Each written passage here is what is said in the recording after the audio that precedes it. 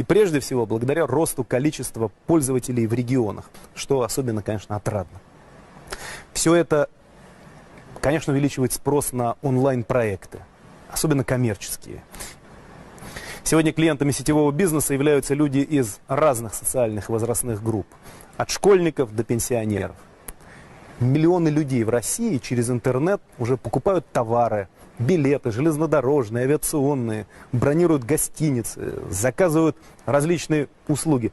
Совсем недавно просто фантастикой это казалось. Но самое главное, что это реально делает жизнь людей комфортнее. Поэтому государство должно создавать условия для дальнейшего расширения онлайн-бизнеса. Ну и тем более, что он не требует сверхбольших инвестиций. В период глобального кризиса этот бизнес показал достаточно высокую устойчивость.